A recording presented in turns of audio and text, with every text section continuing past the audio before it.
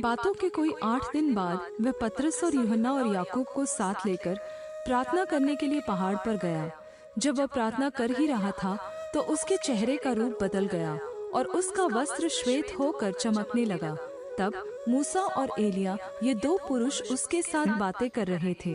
ये महिमा सहित दिखाई दिए और उसके मरने की चर्चा कर रहे थे जो यरूशलेम में होने वाला था।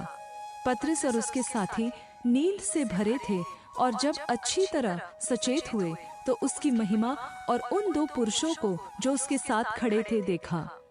जब वे उसके पास से जाने लगे तो पतरस ने यीशु से कहा, हे स्वामी, हमारा यहाँ रहना भला है, अतः हम 3 मंडप बनाए, एक तेरे लिए, एक मूसा के लिए और एक एलिया के लिए। वह जानता न था कि क्या कह रहा है। वह यह कह ही रहा था कि एक बादल ने आकर उन्हें छा लिया और जब वे उस बादल से घिरने लगे तो डर गए। और उस बादल में से यह शब्द निकला, यह मेरा पुत्र और मेरा चुना हुआ है, इसकी सुनो। यह शब्द होते ही यीशु अकेला पाया गया और वे चुप रहे और जो कुछ देखा था उसकी कोई बात उन दिनों में किसी से न कही।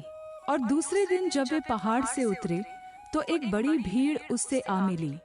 तब भीड़ में से एक मनुष्य ने चिल्लाकर कहा, हे गुरु, मैं तुझसे विनती करता हूँ कि मेरे पुत्र पर कृपा दृष्टि कर, क्योंकि वह मेरा इकलौता है और देख, एक दुष्ट आत्मा उसे पकड़ती है और वह एकाएक चिल्ला उठता है और वह उसे ऐसा मरोड़ती है कि वह मुंह में फेन भर लाता है और उसे कुचल कर कठिनाई से छोड़ती है।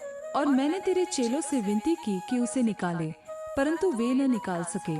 यीशु ने उत्तर दिया, हे अविश्वासी और हठीले लोगों, मैं कब तक तुम्हारे साथ रहूंगा और तुम्हारी सहूंगा। अपने पुत्र को यहाँ ले आ। वह आ ही रहा था कि दुष्ट आत्मा ने उसे पटक कर मरोड़ा, परंतु यीशु ने अशुद्ध आत्मा को डांटा और लड़के को अच्छा करके उसके पिता को सौंप दिया।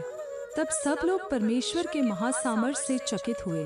परंतु जब सब लोग उन सब कामों से जो वह करता था अचंभा कर रहे थे, तो उसने अपने चेलों से कहा, ये बातें तुम्हारे कानों में पड़ी रहे, क्योंकि मनुष्य का पुत्र मनुष्यों के हाथ में पकड़वाया जाने को है। परंतु वे इस बात को न समझते थे और यह उनसे छिपी रही कि वे उसे जानने न पाए, और वे इस बात के विषय में उससे पूछने से डरते थे।